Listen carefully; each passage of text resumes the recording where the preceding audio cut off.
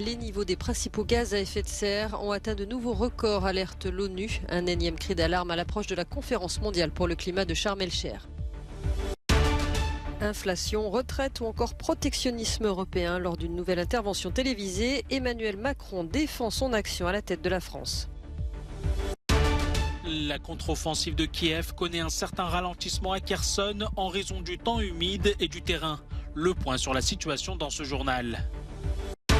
La Commission européenne veut rendre obligatoire, sécurisé et abordable les transferts d'argent instantanés. Ces virements effectués en 10 secondes.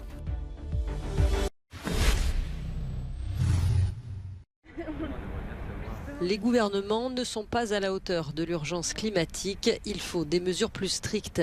C'est l'opinion de près de 9 Européens sur 10, selon un sondage publié ce jeudi. L'étude intervient au lendemain d'un énième cri d'alerte de l'ONU. L'Agence pour le climat a prévenu que les derniers engagements internationaux en date sont très loin de répondre à l'objectif de l'accord de Paris pour limiter le réchauffement à 1,5 degré Celsius. Les 3 principaux gaz à effet de serre, le dioxyde de carbone, le méthane et le dioxyde d'azote, ont atteint des niveaux records dans l'atmosphère en 2021. Pour chacun de ces 3 gaz, nous avons encore battu de nouveaux records, de sorte que nous n'avons pas vu de réelle amélioration dans l'atmosphère jusqu'à présent. Par exemple, ces 2 dernières années, il y a eu des confinements dans de nombreux pays et les émissions de CO2 ont diminué. Mais en raison de leur très longue durée de vie, nous n'avons constaté aucune amélioration dans l'atmosphère réelle. Selon les experts, la surface de la Terre s'est déjà réchauffée de 1,2 degré Celsius, de quoi déclencher une succession mortelle et coûteuse de tempêtes, d'inondations, de sécheresses et de vagues de chaleur. Études et sondages se multiplient à quelques jours de la COP27 qui réunira les dirigeants mondiaux à Sharm el-Sheikh en Égypte.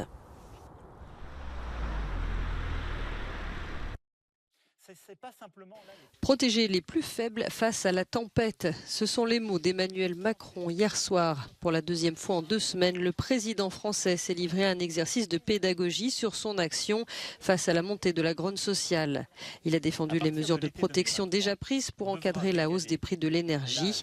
En termes d'inflation, il a souligné faire mieux que ses voisins avec des prix en hausse de 6% en France contre 10% ailleurs. Par ailleurs, il a insisté sur la nécessité de protéger l'industrie automobile européenne. Qu'est-ce qu'on doit faire maintenant? En européen, on doit réserver les aides. Et donc nous, ce qu'on veut faire sur les batteries, les aides, c'est dire on doit avoir un Buy European Act, pardon de l'anglicisme, comme les Américains. On doit les réserver aux producteurs européens et à nos solutions. Les Européens sont encore trop naïfs. C'est une des choses dont j'ai discuté avec le chancelier Olaf Scholz ce midi, où la France et l'Allemagne doivent se mettre ensemble parce qu'on était trop ouverts. Et pourquoi jusqu'à présent on était trop ouverts? Parce que beaucoup de nos constructeurs vendaient beaucoup aux Chine et dépendaient de la Chine. Et donc ils ne voulaient pas refermer les choses. Il était d'accord, Olaf Scholz? Mais on a eu une vraie convergence pour avancer sur le sujet. On a eu un très bon échange. 64 ans. Parmi les principaux points de crispation, la réforme des retraites. Emmanuel Macron a défendu un report progressif de l'âge de départ de 62 à 64 ou 65 ans. Les troupes ukrainiennes sont aux portes de Kherson, la plus grande ville sous occupation russe dans le sud-est du pays. Mais la contre-offensive de Kiev connaît un certain ralentissement en raison du temps humide et du terrain. Le ministre ukrainien de la Défense, Oleksiy Reznikov, a toutefois affirmé que les forces de Kiev continuaient de maintenir la pression sur les troupes russes. Face à l'avancée de Kiev, Moscou s'organise et réagit. Les autorités d'occupation pro-russes ont commencé le 19 octobre ce qu'elles appellent les évacuations de civils sur place. Le chef de l'administration de l'occupation russe, Vladimir Saldo, a déclaré ce mercredi que plus de 70 000 civils auraient déjà quitté leur domicile en une semaine.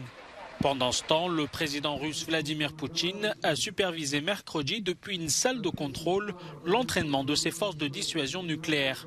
Le même jour, Moscou a répété à l'Inde et à la Chine ses allégations sur la préparation par l'Ukraine d'une bombe sale.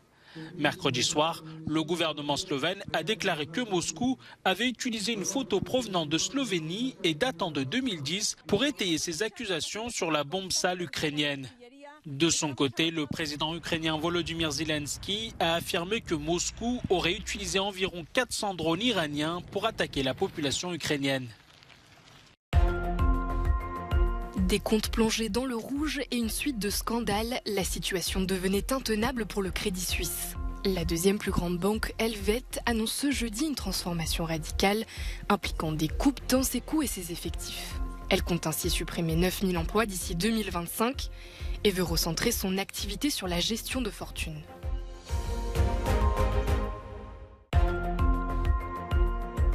Il est peut-être sur le point de racheter Twitter et ne s'en cache pas.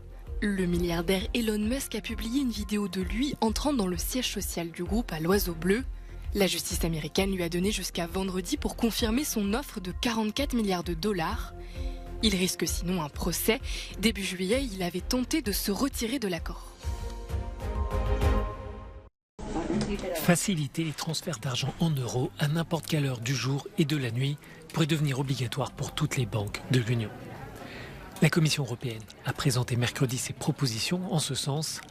L'idée est de s'assurer que tous les paiements soient abordables, sécurisés et réalisés en moins de 10 secondes.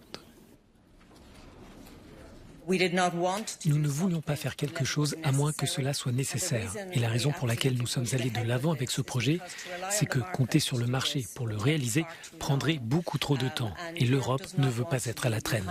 Elle veut être leader dans ce domaine.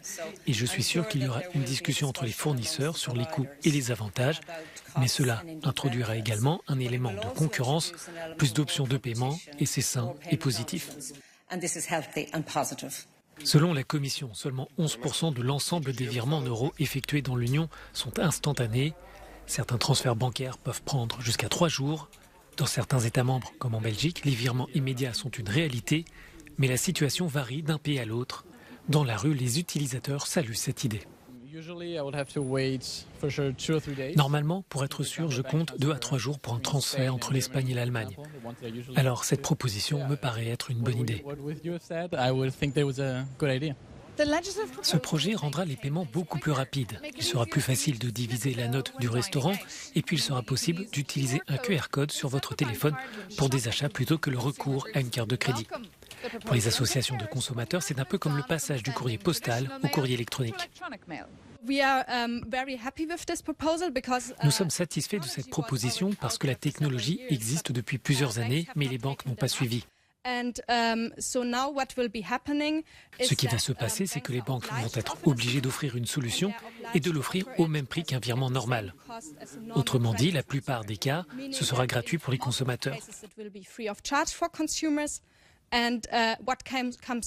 De plus, ce que nous aurons également, c'est une meilleure prévention des fraudes.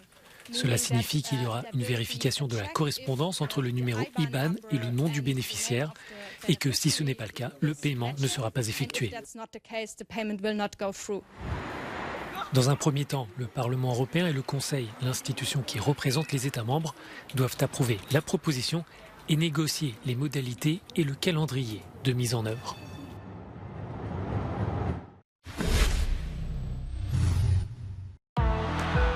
Son recrutement estival pharaonique n'a rien changé à l'affaire. Comme l'an passé, le FC Barcelone ne disputera pas les 8e de finale de la Ligue des Champions. Dans son Camp Nou, le club catalan a été surclassé hier soir par le Bayern Munich sur le score de 3-0, avec des buts signés Sadio Mané, Eric Maxime Choupo-Moting et Benjamin Pavard. Avant même le coup d'envoi, le Barça était déjà éliminé suite à la victoire 4-0 de l'Inter face à Pilsen. 5e match et 5e victoire pour le Napoli qui domine les Glasgow Rangers 3-0. Même score en faveur de Liverpool à Amsterdam. Les Italiens et les Anglais se disputeront la première place du groupe mardi prochain.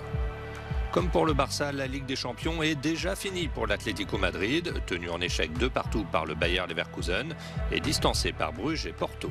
Enfin, dans un groupe extrêmement serré, tout reste possible pour Marseille, battu 2-1 à Francfort et qui jouera son avenir européen la semaine prochaine face à Tottenham.